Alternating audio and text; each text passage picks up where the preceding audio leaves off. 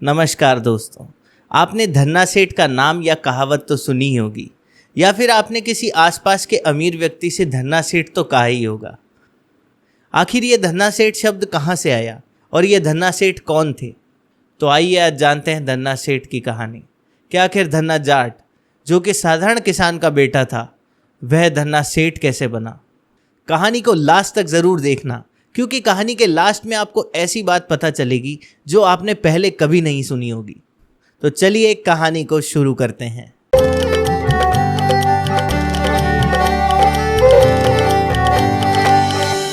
धन्ना जाट का जन्म 20 अप्रैल 1415 को राजस्थान के टोंक जिले के धुआंकला नाम के गांव में एक साधारण जाट परिवार में हुआ। इनके पिता साधारण किसान थे, जिनका नाम रामेश्वर जाट और माता का नाम गंगाबाई था। एक बार की बात है, जब धन्ना जी छोटे थे तो उनके परिवार के कुलगुरु पंडित त्रिलोचन दास तीर्थ यात्रा से वापस लौटते समय उनके घर रुके। पंडित त्रिलोचन दास शालिग्राम भगवान की पूजा किया करते थे। शालिग्राम एक प्रकार का जीवाश्म पत्थर है जो गंडक नदी के तले में पाया जाता है, जिसे भगवान विष्णु के प्रतिनिधि के रूप में पूजा जाता है, जो कि इस तरह का दिखाई देता है। पंडित त्रिलोचन दास शालिग्राम भगवान की पूजा किया करते, उन्हें भोग लगाते और भोग लगाने के बाद ही खाना खाया करते। धन्ना जी ने जब पंडित जी को शालिग्राम भगवान की सेवा पूजा करते देखा तो धन्ना जी को शालिग्राम के प्रति जिज्ञासा हुई। तो धन्ना जी ने पंडित जी से पूछा कि आप इस पत्थर की पूजा किया करते हैं, ये क्या है? इसी बात पर पंडित जी ने उत्तर दिया कि ये ठाकुर जी हैं। बस फिर क्या था, बालक धन्ना भी पंडित जी से शालिग्राम की जिद करने लगा। इस बात को सुनकर पंडित जी भी दुविधा में पड़ गए। आखिर वे एक छोटे से बालक को अपने ठाकुर जी कैसे दे सकते थे? धन्ना जी को उनके माता पिता ने भी खूब समझाया, लेकिन वे नहीं माने। अंत में धन्ना जी के पिताजी ने पंडित जी से कहा कि ये तो छोटा सा बालक है, आप इसे शालिग्राम जैसा कुछ भी देकर बहला दो। अगले दिन पंडित जी नदी में स्नान करने गए। नदी में से वे छोटा सा काला गोल मटोल सा पत्थर लेकर आ गए। वह पत्थर आकार में थोड़ा सा बड़ा था। पंडित जी जब नदी से स्नान करके घर आए तो धन्ना जी वहीं पर उनका इंतजार कर रहे थे।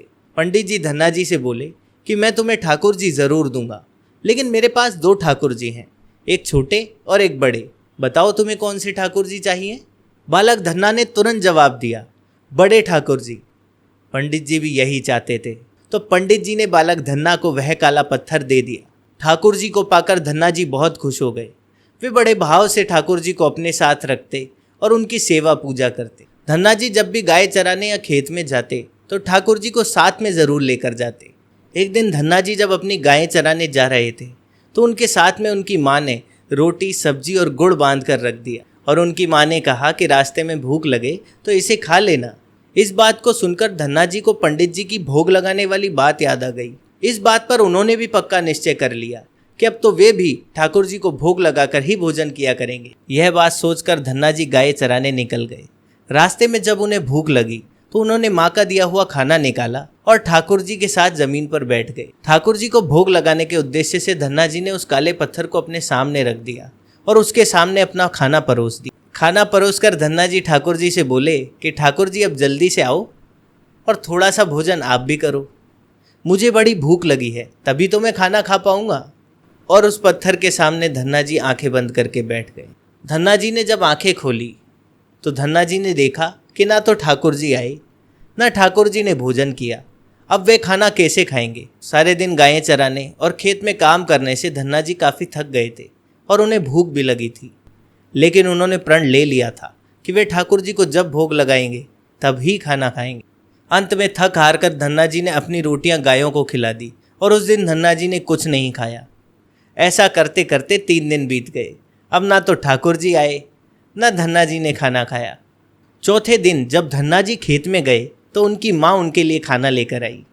उनकी माँ उनको खाना देकर चली गई और जब वे खेत में अकेले थे तो बालक धन्ना खेत में ज़ोर ज़ोर से रोने लगे और ठाकुर जी से गुहार लगाने लगे कि आप तो बड़े ठाकुर जी हो, ना जाने कितने लोग आपको रोज़ाना 56 भोग जिमाते होंगे। मुझ पर दया करो और थोड़ा सा भोग लगा लो ताकि मैं भी कुछ खा सकूं। 3 दिन से मैंने कुछ नहीं खाया है। धन्ना जी के भोलेपन और भक्तिभाव से की गई प्रार्थना को सुनकर भगवान श्री कृष्ण साक्षात प्रकट हो गए। अपने ठाकुर जी को सामने देखकर धन्ना जी भी बहुत खुश हो गए। उन्होंने अपनी माँ की दी हुई रोटी, सब्जी और गुड़ ठाकुर जी के सामने रख दिया और उन्हें खाने के लिए कहा। श्री कृष्ण बड़े शौक से रोटी सब्जी खाने लगे। 4 रोटियों में से 2 रोटी श्री कृष्ण ने खा ली। जब भगवान श्री कृष्ण तीसरी रोटी भी खाने लगे तो धन्ना जी ने भगवान का हाथ पकड़ लिया और कहा कि सारी रोटी आप ही खा जाएंगे क्या? मुझे भी तो भूख लगी है।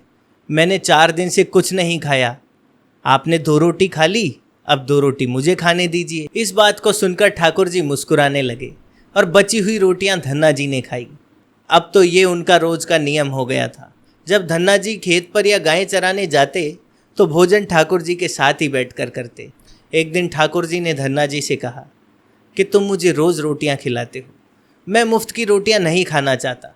तुम मुझे कुछ काम बता दिया करो, मैं तुम्हारा वो काम कर दिया करूँगा।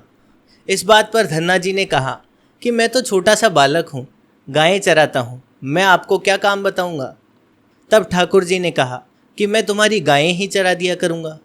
उस दिन के बाद से ठाकुर जी धन्ना जी की गायें चराते और धन्ना जी ठाकुर जी के लिए खाना लेकर आते। धीरे धीरे समय बीता। ठाकुर जी धन्ना जी की गायें चराते, खेत में काम करते और कभी कभी तो खेत में हल भी जोता करते। एक दिन धन्ना जी ने ठाकुर जी से कहा कि आपने मुझे कभी अपने गले क्यों नहीं लगाया। इस बात पर ठाकुर जी ने कहा कि मैं तुम्हें प्रत्यक्ष तो हो गया हूँ, लेकिन पूरी तरह से तब मिलता हूँ जब कोई गुरु से मिलकर मुझे पाने का रास्ता जान ले। क्योंकि तुमने अभी तक किसी गुरु की शरण नहीं ली, इसलिए मैं तुम्हें अपने हृदय से नहीं लगा सकता। इस बात पर बालक धन्ना जी बोले कि मैं जानता ही नहीं गुरु किसे कहते हैं, तो मैं अपना गुरु किसे बनाऊं। इस पर ठाकुर जी ने धन्ना जी को आदेश दिया कि तुम काशी चले जाओ, वहां पर तुम्हें जगत गुरु रामानंदाचार्य जी मिलेंगे। वे परम विद्वान हैं, वहां जाकर उन्हें अपना गुरु बनाओ। ठाकुर जी के आदेशानुसार धन्ना जी काशी चले गए। वहां उन्होंने रामानंदाचार्य जी को अपना गुरु बनाया। उस समय उनकी आयु 15 से 16 वर्ष थी। दोस्तों, ये वही रामानंदाचार्य जी हैं जिनके शिष्य कबीर, रैदास और पीपा जी रहे हैं। कबीर, रैदास को तो आप सभी जानते ही होंगे, लेकिन यदि आप पीपा जी को नहीं जानते हैं तो मैं आपको बता दूं कि ये भी हमारे राजस्थान के बहुत बड़े संत रहे हैं। पीपा जी के जीवन से जुड़ी कहानियों का वीडियो भी हमारे चैनल पर अवेलेबल है, जिसका लिंक मैं डिस्क्रिप्शन में दे दूंगा। आप इस वीडियो को पूरा देखने के बाद पीपा जी की वीडियो जरूर देखें और हमारे चैनल को सब्सक्राइब जरूर करें। अब चलिए कहानी में आगे बढ़ते हैं। रामानंदाचार्य जी ने धन्ना जी को अपने शिष्य के रूप में स्वीकार कर लिया और उन्हें आदेश दिया कि अब तुम अपने घर चले जाओ। इस बात पर धन्ना जी बोले कि गुरुजी, मैं अब घर नहीं जाना चाहता, आप मुझे घर क्यों भेज रहे हो। इस बात पर गुरुजी बोले कि यदि तुम यहाँ रहकर भजन करोगे तो सिर्फ तुम्हारा ही कल्याण होगा, लेकिन अगर तुम खेती किसानी करते हुए, अपने माता पिता की सेवा करते हुए भजन करोगे तो सिर्फ तुम्हारा ही नहीं, तुम्हारे साथ साथ कई जीवों का कल्याण हो जाएगा। गुरुजी का आदेश पाकर धन्ना जी अपने घर लौट आए। घर आते ही ठाकुर जी ने उन्हें अपने गले से लगा लिया। इसके बाद धन्ना जी खूब संत सेवा करने लगे। जब भी उनके गांव कोई साधु संत आते तो वे उनकी खूब मन से सेवा किया करते, उन्हें भोजन खिलाते। संतों की सेवा करने की वजह से धन्ना जी के पास दूर दूर से संत आने लगे, लेकिन धन्ना जी फिर भी साधु संतों की सेवा उसी तरह से करते रहे। एक दिन धन्ना जी के पिताजी ने उनसे कहा कि हम गृहस्थ लोग हैं, महीने में 1 आध बार कोई साधु संत आ जाए तो हम उनकी सेवा भी कर दें और उन्हें भोजन भी खिला दें, लेकिन तुम्हारी इन साधु संतों से ऐसी दोस्ती हो गई है कि हर दूसरे दिन कोई ना कोई साधु चला आता है और अपने साथ 1-2 को और लेकर आ जाता है। यह ठीक नहीं है। हम किसान लोग हैं, हम अपनी खेती बाड़ी पर ध्यान दें या इन साधु संतों की सेवा करें। तुम तो अभी बालक हो, कुछ कमाते भी नहीं हो, तुम्हारा पालन पोषण भी हम ही करते हैं, ऊपर से तुम इन साधुओं को और ले आते हो। इस तरह से निठल्ले साधु संतों की सेवा करना ठीक नहीं। एक बात कान खोलकर सुन लो, यदि आज के बाद कोई भी साधु संत यदि तुम लेकर आए तो मैं किसी को भी घर में घुसने नहीं दूंगा। यदि तुम्हें इन साधुओं की ही सेवा करनी है तो पहले कुछ कमाई करो, फिर अपनी कमाई से इन साधुओं की सेवा करना। पिताजी की बात धन्ना जी चुपचाप सुनते रहे, लेकिन उनका मन बहुत उदास हो गया। लेकिन धन्ना जी के पिताजी चुप नहीं रहे और कहने लगे, खेत तैयार है, बीज बोरी में रखा है, बैलगाड़ी लेकर जाओ और खेत में गेहूं बोकर आओ। धन्ना जी ने बैलगाड़ी में बीज रखा और खेत में बोने चल दिए। धन्ना जी बैलगाड़ी से कुछ दूर ही चले थे। रास्ते में उन्हें 5-6 साधुओं की टोली आती दिखी। धन्ना जी ने बैलगाड़ी से उतरकर साधुओं को साष्टांग प्रणाम किया। उन्हें साधुओं ने आशीर्वाद दिया और पूछा कि बेटा, इस गांव में धन्ना जी का घर कौन सा है? सुना है वे जगतगुरु रामानंदाचार्य जी के शिष्य हैं और उन्होंने बहुत छोटी सी उम्र में ही साक्षात भगवान के दर्शन किए हैं। हम भी उनका दर्शन करना चाहते हैं। यह सुनकर धन्ना जी संकोच में पड़ गए और उन्होंने कहा कि महाराज, मुझे ही लोग धन्ना भगत के नाम से जानते हैं। इस पर साधु कहते हैं कि भगवान की बड़ी कृपा है कि यहीं आपके दर्शन हो गए। चलिए आपके घर चलते हैं और वहीं आपसे चर्चा करेंगे। यह बात सुनकर धन्ना जी को अपने पिताजी की बात याद आ गई और धन्ना जी ने साधुओं से कहा कि महाराज, अभी मेरे घर पर कोई नहीं है, मैं भी खेतों की तरफ जा रहा हूँ, आप मेरे साथ खेतों की तरफ ही चलिए। संतों ने कहा कि हमें क्या, हमें तो आपसे मिलना था, आप जहाँ ले चलेंगे हम वहीं चलेंगे। और सभी संत धन्ना जी के साथ खेत पर चल दिए। धन्ना जी ने उन्हें एक पेड़ के नीचे बने चबूतरे पर बिठाया और कहा कि महाराज, आप कुछ देर तक यहीं विश्राम कीजिए, तब तक मैं आपके खाने की व्यवस्था करता हूँ। और धन्ना जी बैलगाड़ी लेकर चल दिए। बैलगाड़ी लेकर धन्ना जी सीधे दुकान पर पहुँचे और दुकान पर उनके पिताजी द्वारा दिया गया गेहूँ उन्होंने बेच दिया और साधु संतों के लिए भोजन का सामान खरीद लिया। बैलगाड़ी लेकर धन्ना जी खेत पर पहुँचे। उन्होंने खूब अच्छे से साधु संतों के साथ भोजन किया और भगवत चर्चा की और कुछ समय बाद संतों को विदा भी कर दिया। लेकिन धन्ना जी के सामने अब सबसे बड़ी ये समस्या थी कि खेत में क्या बोया जाए, क्योंकि वह गेहूं का बीज तो उन्होंने दुकान पर बेच दिया और दूसरी समस्या ये थी कि आसपास के लोग भी देख रहे हैं। यदि उन्होंने पिताजी से शिकायत कर दी कि धन्ना जी ने खेत में गेहूं नहीं बोया है तो पिताजी बहुत नाराज हो जाएंगे। तब धन्ना जी ने एक विचार किया और बोरियों में रेत भर ली और आसपास के लोगों को दिखाने के लिए उन्होंने पूरे खेत में रेत को गेहूं की तरह बो दिया। वे राम का नाम लेते गए और पूरे खेत में रेत को फैलाते गए। आसपास के लोगों को भी लग रहा था कि धन्ना जी खेत में गेहूं बो रहे हैं, लेकिन वास्तव में धन्ना जी तो खेत में रेत बो रहे थे। धन्ना जी को भी यह सोचकर खुशी हो रही थी कि अब खेत में कुछ उगना तो है नहीं, तो पूरे साल काम से छुट्टी मिल गई। अब वे आराम से भगवान के भजन करेंगे और किसी भी तरह का कोई काम नहीं रहेगा। काफ़ी महीनों तक धन्ना जी अपने खेत पर नहीं गए, क्योंकि उन्हें पता था कि खेत में उगना तो कुछ है नहीं। कुछ दिन बाद धन्ना जी के पिताजी और गांव के कुछ लोग धन्ना जी के पास आकर बोले, अरे ये तूने कैसा खेत बोया है? ऐसी फसल तो गांव में आज तक किसी के नहीं हुई। ऐसा लगता है खेत में एक एक दाना नाप कर बोया गया हो और सारे दाने उगाए हों। इतनी सुंदर फसल तो हमने आज तक नहीं देखी। अरे भाई, हमें भी बताओ, ऐसा तुमने कैसे किया? धन्ना जी इस बात को सुनकर डर गए। उन्हें लगा कि खेत में कुछ उगा तो होगा नहीं, अब ये सब लोग ताने मारने यहाँ आए हैं। धन्ना जी ने खुद जाकर खेत में देखा और वे आश्चर्यचकित हो गए और सोचने लगे कि उन्होंने तो खेत में रेत बोई थी, आखिर इतनी अच्छी फसल कहाँ से उगाई? फसल देखकर धन्ना जी को भगवान के चमत्कार का एहसास हुआ और धन्ना जी खुशी के मारे जोर जोर से रोने लगे। धन्ना जी से उनके पिताजी और उनके गांव वालों ने रोने का कारण पूछा और उन्होंने सारी बात साफ साफ बता दी। धन्ना जी की बातें सुनकर उनके पिताजी की आंखों में से भी आंसू आ गए और वे बोले कि धन्य भाग हमारे जो हमारे ऐसा बेटा पैदा हुआ। आज के बाद तुम खूब साधुओं को बुलाओ, खूब संत सेवा करो, मैं भी तुम्हारे साथ भक्ति किया करूँगा। इसके बाद धन्ना जी के परिवार वाले भी धन्ना जी के साथ भक्ति करने लगे और जब फसल काटने की बारी आई तब पता चला कि उतने ही खेत में जितनी फसल होती थी उससे 50 गुना ज़्यादा फसल हुई है। गेहूं इतना ज़्यादा हुआ कि उसे रखने की जगह नहीं बची और गांव के लोग इतनी फसल देखकर हैरान थे। इसके बाद तो धन्ना जी के परिवार वाले साधु संतों की खूब सेवा किया करते थे और आए दिन उनके घर पर साधु संत आया करते थे।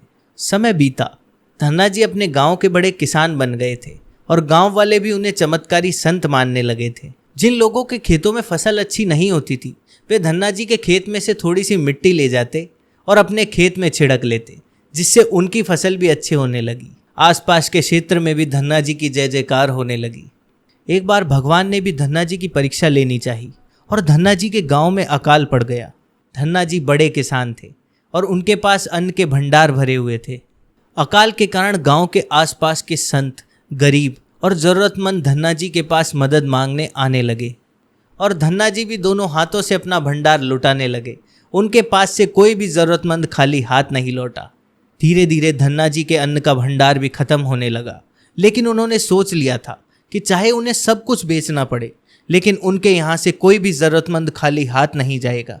धन्ना जी की इस सेवा से खुश होकर स्वयं ठाकुर जी संत के वेश में धन्ना जी के पास आए। ठाकुर जी ने उन्हें तुम्बा के बीज दिए और कहा कि धन्ना जी, इन्हें अपने खेत में बो दो और इससे जो भी फसल हो उससे ज़रूरतमंदों की सेवा करना। यदि आप तुम्बा को नहीं जानते हैं तो तुम्बा एक प्रकार का फल होता है जिसे साधु संत कमंडल बनाते हैं। आपने इस तरह के कमंडल तो देखे ही होंगे। जी हाँ, यही तुम्बा है। अब चलिए कहानी में आगे बढ़ते हैं। धन्ना जी ने संत के कहे अनुसार तुम्बा के बीज अपने खेत में बो दिए। जब गांव वालों ने धन्ना जी को तुम्बा की फसल बोते देखा तो गांव वाले कहने लगे कि क्या धन्ना जी पागल हो गए हैं, इस भीषण अकाल में फसल बो रहे हैं, वो भी तुम्बा की। इस कड़वे तुम्बा को तो जानवर भी नहीं खाते। लेकिन धन्ना जी ने लोगों की बातों पर ध्यान नहीं दिया और अपने खेत में तुम्बा के बीज बो दिए। धन्ना जी उसी तरह से जरूरतमंदों की सेवा करते और भगवान का भजन किया करते। कुछ समय बाद धन्ना जी के खेत में फसल पक गई। वहाँ पर बड़े बड़े तुम्बा के फल दिखाई दे रहे थे। तब धन्ना जी ने सोचा कि अब दान करने को तो कुछ है नहीं, इन तुम्बा के फलों के ही कमंडल बनाकर संतों को दे दिया करूँगा। धन्ना जी खेत में लगे हुए सभी तुम्बा के फलों को तोड़कर घर ले आए। धन्ना जी ने जैसे ही एक तुम्बा को कमंडल बनाने के लिए काटा तो उस तुम्बा में हीरे मोती और जवाहरात भरे हुए थे। धन्ना जी यह देखकर आश्चर्यचकित हो गए। उन्होंने सभी तुम्बा के फलों को काट कर देखा। सभी तुम्बा के फल उसी तरह से हीरे मोती और जवाहरातों से भरे हुए थे। अब धन्ना जी के पास इतना धन हो गया था जितना किसी राजा के पास भी नहीं होता। यह चमत्कार देखने के बाद धन्ना जी को उन संत की याद आई जिन्होंने उन्हें तुम्बा के बीज दिए थे। उन्होंने कहा था कि इस फसल से जो भी धन प्राप्त हो उससे लोगों की सेवा करना। यदि कोई दूसरा व्यक्ति होता तो उसका मन विचलित हो जाता, लेकिन धन्ना जी ऐसे नहीं थे। धन्ना जी खुले मन से लोगों की सेवा करने लगे और फिर से दोनों हाथों से अपना धन लोगों की सेवा में लगाने लगे। पुराने समय में अकाल कई वर्षों तक चलता था। तब धन्ना जी ने अपने आसपास के गांवों में बड़े बड़े लंगर लगवा दिए। आसपास के हजारों लोग धन्ना जी के लंगर में 3 समय का खाना खाया करते थे। धन्ना जी ने अपने जीवन काल में कई बावड़ियाँ, मंदिर और धर्मशालाएं बनवाई और अपना पूरा जीवन कृष्ण की भक्ति करते हुए जरूरतमंदों की मदद में लगा दिया। लोग धन्ना जी को धन्ना सेठ कहकर बुलाने लगे। धन्ना जी जैसा धनी आज तक कोई नहीं हुआ, क्योंकि वे धन और मन दोनों के धनी थे। आज भी उनके नाम पर ही धनी लोगों को धन्ना सेठ के नाम से बुलाया जाता है। धन्ना जी को हिंदू धर्म के लोग ही नहीं, सिख धर्म के लोग भी बहुत मानते हैं। और जब सिखों के गुरु अर्जुन देव गुरु ग्रंथ साहिब लिख रहे थे तो उन्होंने 15 गुरुओं की वाणी लिखी, जिनमें से धन्ना जी भी एक थे। राजस्थान के टोंक के धुआं कला नाम के गांव में धन्ना जी का मंदिर और गुरुद्वारा बना हुआ है। धन्ना जी का खेत आज भी वहाँ मौजूद है, जो कि एक छोटे तालाब के रूप में बन गया है, जिसे धन्ना तलाई के नाम से जाना जाता है। ऐसा माना जाता है कि उस मिट्टी के छिड़काव से खेती अच्छी होती है और खेत में कीड़े नहीं लगते। और कई लोग धन्ना जी की मिट्टी को अपनी तिजोरियों में भी रखते हैं, जिसके लिए ऐसा माना जाता है कि उससे धन धान्य की वृद्धि होती है। धन्ना जी ने जिस गुफा में तपस्या की वहाँ पर एक शिव का मंदिर भी है, जिसे धुंधलेश्वर महादेव नाम से जाना जाता है। तो ये थी धन्ना भगत धन्ना सेठ की कहानी। आपको हमारी वीडियो पसंद आई हो तो हमारे वीडियो को लाइक करें। यदि आपके कोई सवाल या सुझाव हो तो हमें कमेंट सेक्शन में ज़रूर बताएं और हमारे चैनल को सब्सक्राइब करना ना भूलें। मिलते हैं आपसे अगली वीडियो में, तब तक के लिए जय राजस्थान, जय भारत।